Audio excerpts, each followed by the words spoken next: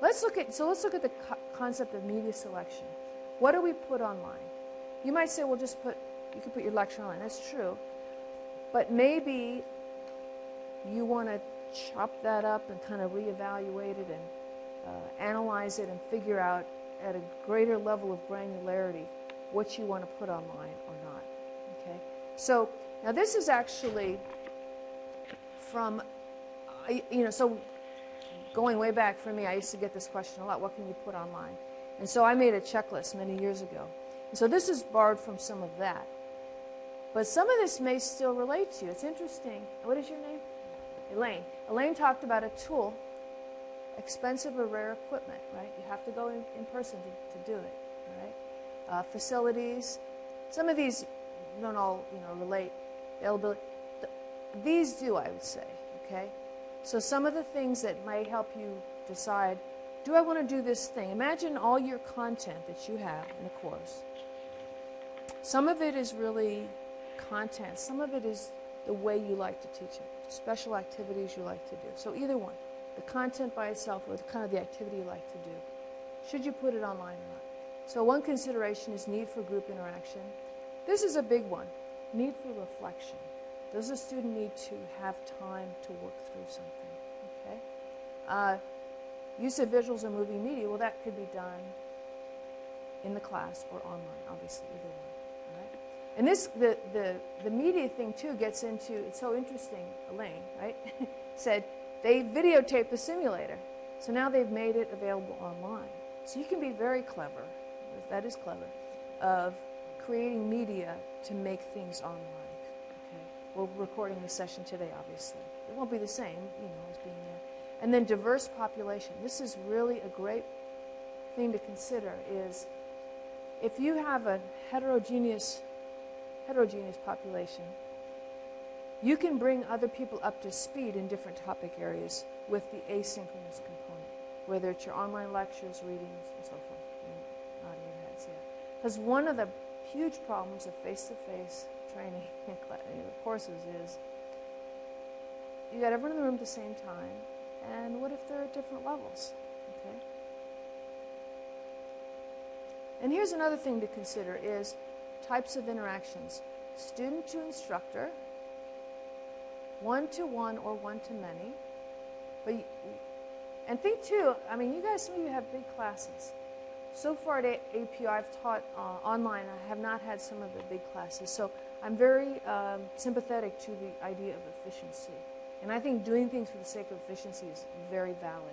If you can kind of get out of some of the grading and some of those things, I think it's very valid. Okay? So what do we put you on? What's the best thing to put you on? Can students interact with each other? Or can they interact with the content? These are some of our options. Okay. This is, I'm sorry, I should have mentioned the handout. You have your handout. So this content is in here. Okay, this handout here with the Venn diagram on the front. So it talks about the strengths and limitations of human interaction or interacting with the content. And typically, the content, this is really probably computer-based content, okay? So, people are good at emotions, okay? So where, a lot of times if it comes to motivation, if you have a really good movie, that can motivate, but a lot of times that's your job, is to motivate the students, okay? And I'm going to open it up to the group here. The other is complex diagnostics, all right? If a computer's not programmed, like your simulator, if it's not programmed to be ready for a certain kind of question, it cannot answer it, right? If you have a simulation. But computers are very patient. They'll deliver something over and over again. And they're available all the time. Okay. You tell me, what else are humans good at? What else can humans do that computers can't do? What is some of your secret sauce that you bring? And we're going to talk about the special tasks that you teach. So even not necessarily, you could include in your domain area, but even other things. When you think about anything, what else can the faculty bring that they can't just get from content, some content? And I would say, I'm going to piggyback on that, in this area of complex diagnostics, maybe I taught org behavior or something, and that's kind of sort of in your field, so I'm going to try to relate it to that. Maybe there's a theory that they learned in the book, but you can help. You say, oh, John, you work for a nonprofit. You know, this theory applies to nonprofits in this way. So, because you can put it all together, which no computer can do, right, with that particular person. Good. What else? What else can faculty bring to the table? Good. Personal experience. And let me piggyback on that is relationship. I think those personal stories you tell obviously build relationship, which students really want and help to motivate them and keep them going through. You know, and what I thought you maybe were going to say is ask the group. You were going to ask the other students to pray for him and his wife, because I think that's some of the secret sauce faculty can bring. And you know, I hear stories that some young people today are a little more disconnected and they're not as skilled at social interaction. I'm not sure, but to help with that student-student piece, help bring people together, help them learn how to work together, how to form teams. You know, establish roles, things like that. I think that's a big value, and being a role model is a fantastic role that faculty can play. And I hope I don't sound so robotic to even question, well, what do faculty bring? I guess that's a little controversial, but we want to apply you in the best way, and try to be efficient and save your time, but still have you give students the best, you know, of what you can give. And obviously some faculty actually generate content. I mean, a lot of content, and whether it's a textbook or an article or the announcements every week. So faculty do generate the content as well and do design the courses. Okay. This is kind of just the flip side of the other one of saying, you know, what they can or can't do. So I'm going to move on here. Okay, so let's keep going on this issue of media selection, okay? What can be done more efficiently asynchronously? So that's without you there. Stuff that takes a lot of time to complete, reflection, things that can be acquired by reading, skills that benefit from drill and practice. Now that's if there's some way for them to do it, such as a simulator. I'm going to show you a website. Do any of you use publisher-provided online materials? Anyone here? We were talking about that too. You do. Which publisher? Elsevier. Okay, good. So I've used Pearson, and I'm going to go on one of their websites, and so they have flashcards. Or you could encourage students to study together. Do any of you ever facilitate? I'm curious. Facilitate study groups? Do you ever? Yes. Yes. Okay, good, great.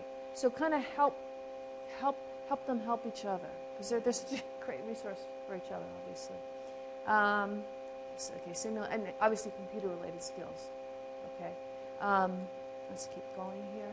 So, in general, work that requires a lot of reflection is best done asynchronously. Now, I will say, you can create mini asynchronous groups in a classroom, right? So you could have students work on their own. So I used to work for a company called Clark Training, and we did a lot of stuff where there'd be a little tiny lecture, and then students would do their own work at the table, and then come back and report out, do little group work, report out, because the way those were structured was all day. Okay, so we broke it up a lot. So there would be sometimes larger projects. They'd leave the room. So we created little kind of mini asynchronous environments. So even then, things that we say you should do in an asynchronous environment, you can create those even within the classroom. Now, and I've heard, now, do most of you teach like an hour-and-a-half class, or do some of you teach longer classes? How long? Wow. Wow. Who else? Some of you? 2 hours, twice a week. 3 hours, how many? See, those are long. How long? 3. That's a long period of time. So the more you can break that up, and I'm afraid I'm being a little bit of a sage on the stage today. Just a little bit of a lecture format. The more you can break it up, the better. Let's see. In contrast, things that you think can benefit from social interaction are better, in a synchronous environment. It says consider alternating. And here's another thing to think of. So one of the big things is opportunity for reflection. Okay, that's really big. You cannot do a calculus problem while I'm talking, right? I have to shut up so that you can do it. Here's another one, how fast the feedback is. So if you have some kind of an online simulation, that feedback is immediate. It can't get any faster. I can't do it as an instructor. I cannot give you the feedback as fast, okay? But I can do it pretty fast, okay? And depending on, like, do any of you use the real-time polling in the classroom, the clickers? So some of you do. Some of you do. Do you know what those are? So the little devices. So that's very fast. It's creating sort of a little mini simulation in the classroom. So those are neat, where students can respond, everyone at the same time.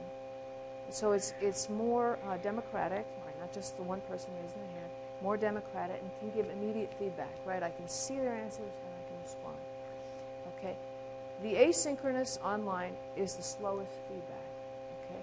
So those of you who teach online, does anyone have any completely online courses? So some of you do. Okay, good.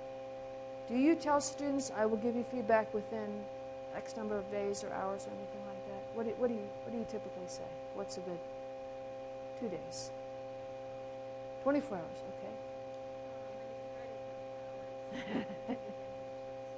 okay. Okay, good. So we see the feedback is a little slower. All right. And some of you may say, well, you can email me or call me, or I mean, and it depends on the task. If you are learning how to dance, I mean, I don't know. Some things will lend themselves to that faster feedback. Okay, so we have opportunity for reflection is important.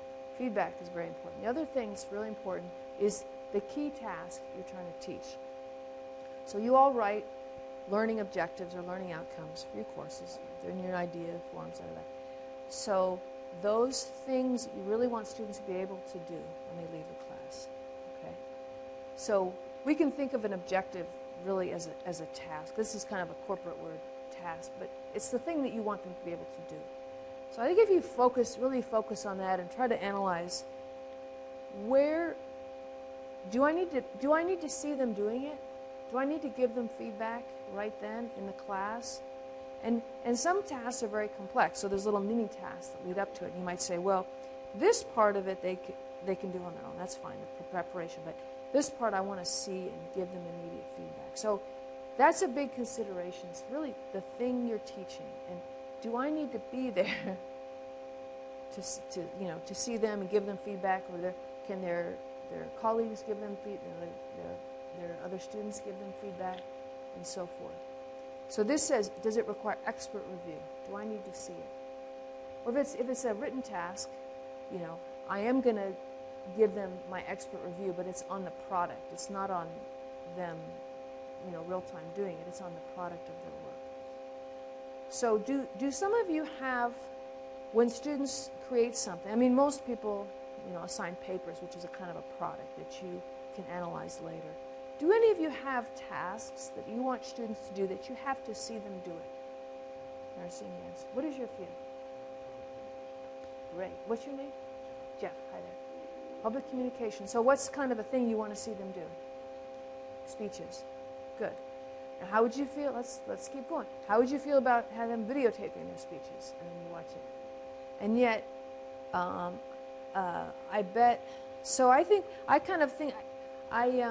when I was back in the day at USC, I did work for the School of Social Work. I kind of think of social work as having a lot of principle-based tasks that require a lot of judgment, and some things that are very procedural, law-based. There's forms, there's rules, and maybe certain of your tasks are big uber tasks that you could break up, and maybe you could do some of that online, and some of it, that part you want to see, So I'm just kind of imagining that maybe some of it you could deliver online, because you might say, oh, I have to see them do it. Okay, but what are all the little mini components that feed into that big task?